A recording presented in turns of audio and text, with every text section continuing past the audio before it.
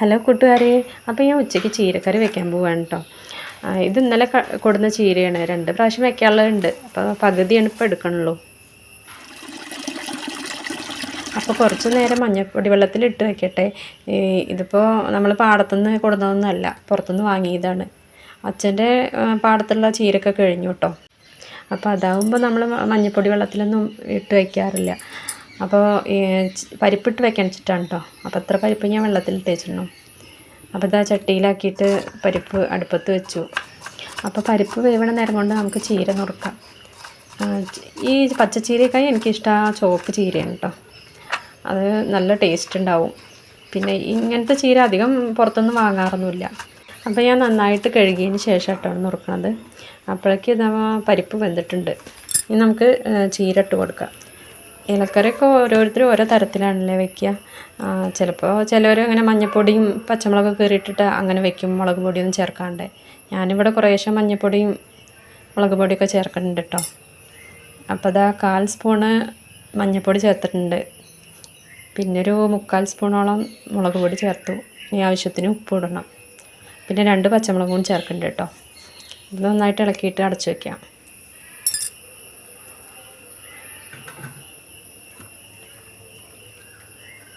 നാളികേരം കൂടി ചേർക്കണം കേട്ടോ. നാളികേരം ചേർക്കുമ്പോൾ ജീരകവും ചെറിയ ഉള്ളിയൊക്കെ ഇട്ടിട്ടാണ് നാളികേരം അരയ്ക്കുക. അപ്പോൾ ചെറിയ ഉള്ളി ഇവിടെ ഇല്ല കേട്ടോ, അതുകൊണ്ട് ജീരകം മാത്രം ഇട്ടിട്ടാണ് നാളികേരം അരയ്ക്കുന്നത്. അപ്പോൾ ചീര വെന്തിട്ടുണ്ട് കേട്ടോ. ചീരയും മുരിങ്ങയൊക്കെ വേഗം വേവുമല്ലോ. അപ്പോൾ അരപ്പ് ചേർത്ത് കൊടുക്കുന്നുണ്ട്. ഇനി നന്നായിട്ടൊന്ന് ഇളക്കി കൊടുക്കുക. പിന്നെ നാളികേരം ചേർത്തിട്ട് അധികം നേരം ഇങ്ങനെ തിളയ്ക്കേണ്ട ആവശ്യമില്ല. അപ്പോൾ നമ്മൾ ചെറുതായിട്ടൊന്ന് തിളവന്നാൽ അടുപ്പൊന്ന് മാറ്റി വയ്ക്കാം. ഈ ചീരയും മുരിങ്ങയൊക്കെ വേഗമായി കിട്ടുന്ന കറികളാണല്ലേ. ഇവിടെ എല്ലാവർക്കും നല്ല ഇഷ്ടം തന്നെയാണ് കേട്ടോ ചീര. ചീരക്കറി റെഡി ആയിട്ടുണ്ട്. ഇനി നമുക്ക് വറുത്തിട്ട് കൊടുക്കണം. അപ്പോൾ കടുകൊന്നും പൊട്ടിക്കാറില്ല ഈ ഇലക്കറിയൊക്കെ ഉണ്ടാക്കുമ്പോൾ. ഉള്ളി അരിഞ്ഞ് വറുത്തിടുക ചെയ്യാം. ശരിക്കും ചെറിയ ഉള്ളിയും ഉണക്കമുളകും വെളുത്തുള്ളിയൊക്കെ കൂട്ടിയിട്ടാണ് വറുത്തിടുക. ചെറിയ ഉള്ളിയുടെ മണവും ഗുണമൊന്നും വലിയ ഉള്ളിക്ക് കിട്ടില്ല കേട്ടോ. അതിപ്പോൾ ഇവിടെ ഇല്ലാത്തതുകൊണ്ട് ഇങ്ങനെ അഡ്ജസ്റ്റ് ചെയ്യാണ്.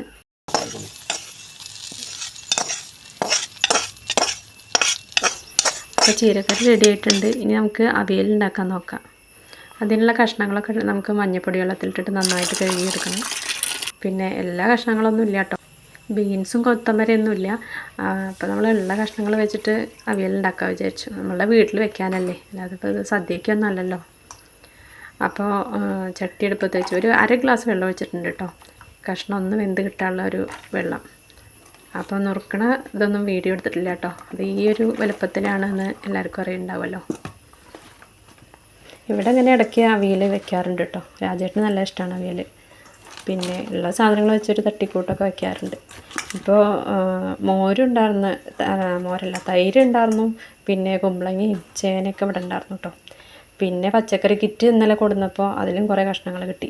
അപ്പം അങ്ങനെ അവിയൽ വയ്ക്കാമെന്ന് വിചാരിച്ചതാണ്. ഒരു 1/2 ടീസ്പൂൺ മഞ്ഞൾപ്പൊടി ചേർത്ത് കൊടുത്തു. പിന്നെ 1 ടീസ്പൂൺ മുളക് പൊടി, പിന്നെ ഉപ്പും ചേർത്തിട്ട് നന്നായിട്ട് മിക്സ് ചെയ്തിട്ട് ഒന്ന് മൂടി വയ്ക്കുക. പിന്നെ ഇതുണ്ടാക്കാൻ അത്ര സമയമൊന്നും എടുക്കില്ല. കഷ്ണം നുറുക്കാൻ കുറച്ച് സമയം വേണമല്ലേ. ഇപ്പോൾ 2 ദിവസം വെയിൽ കിട്ടുകൊണ്ട് ഞാൻ കുറച്ച് വിറകൊക്കെ തൊടി കൂടെ നടന്ന് പെറുക്കിയിട്ടുണ്ട് കേട്ടോ. അതുകൊണ്ട് അടുപ്പൊക്കെ നന്നായിട്ട് കത്തുന്നുണ്ട്. പിന്നെ ചില വിറക് നമ്മൾ കത്തിക്കുമ്പോൾ അങ്ങനെ പൊടി പറക്കുന്ന വിറകാണ്. അപ്പോൾ എന്തായാലും നന്നായിട്ട് ഇളക്കി കൊടുത്തിട്ടുണ്ട്. ഇനി നമുക്ക് വാഴയില കൊണ്ട് ഒന്ന് മൂടി വയ്ക്കാം.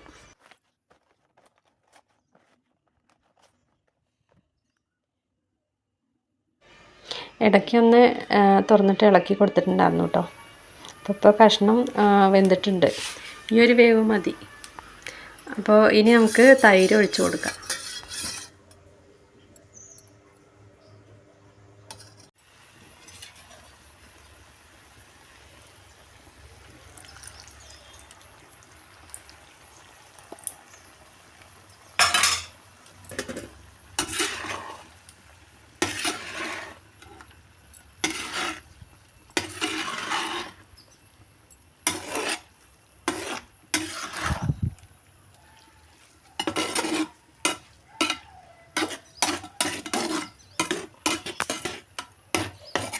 അപ്പോൾ തൈര് കഷ്ണത്തിൽ നന്നായിട്ട് പിടിക്കട്ടെ. ഇനി അടച്ച് വയ്ക്കൊന്നും വേണ്ട.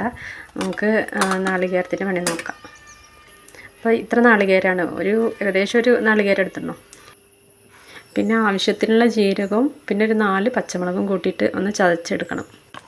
അപ്പോൾ അതാ ചതച്ചെടുത്തിട്ടുണ്ട്. നമുക്ക് കഷ്ണത്തിലേക്ക് ചേർക്കാം. നന്നായിട്ട് മിക്സ് ചെയ്ത് കൊടുക്കുക. അതിന് ശേഷം നമുക്ക് വെളിച്ചെണ്ണയും കറിവേപ്പിൻ്റെ ഇലയും കൂടി ചേർത്ത് കൊടുക്കണം.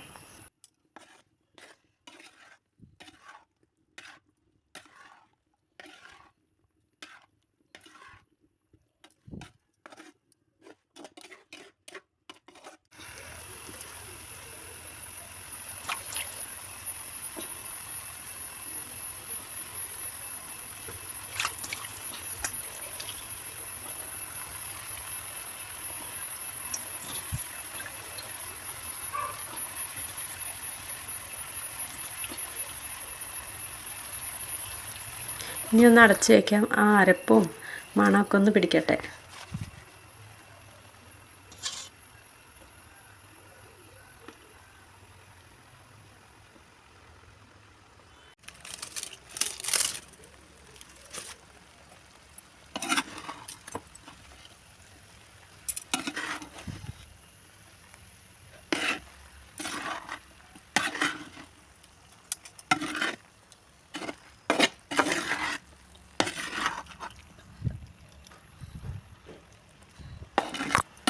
അപ്പോൾ അവിയൽ റെഡിയായി കിട്ടിയിട്ടുണ്ട്.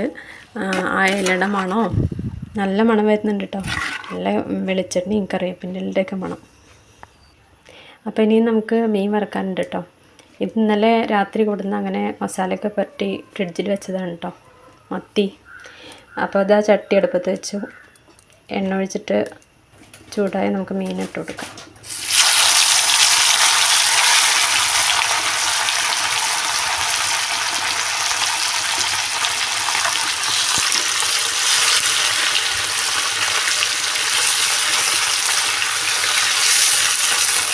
ഒരു ഭാഗമായിട്ടുണ്ടെങ്കിൽ മറിച്ചിട്ട് കൊടുക്കാം. അപ്പോൾ നല്ല തീ കത്തുന്നുണ്ട്. അപ്പോൾ അവിടെ ഞാനവിടെ കുറച്ചും കൂടെ മാറ്റി വെച്ചിട്ടു.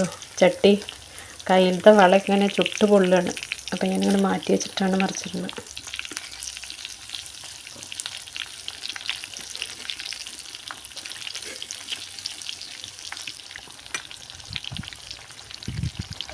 മത്തിക്ക് ചാളാന്നും പേര് പറയൂല്ലേ. ഇവിടെ മത്തി എന്നാണ് കേട്ടോ പറയുക. മത്തി സുഗു, ചാളമേരി എന്നൊക്കെ സീരിയലൊക്കെ ഓർമ്മ വരും കേട്ടോ അത് കാണുമ്പോൾ. അപ്പോൾ മീൻ റെഡി ആയിട്ടുണ്ട്. അപ്പോൾ ഇതൊക്കെയാണ് കേട്ടോ ഇന്നത്തെ ഉച്ചയുണ്ട് വിഭവങ്ങൾ. ഇഷ്ടമായി ഒന്ന് സപ്പോർട്ട് ചെയ്യണേ. അപ്പോൾ എല്ലാവരോടും നന്ദി. അടുത്ത വീഡിയോയിൽ കാണാം.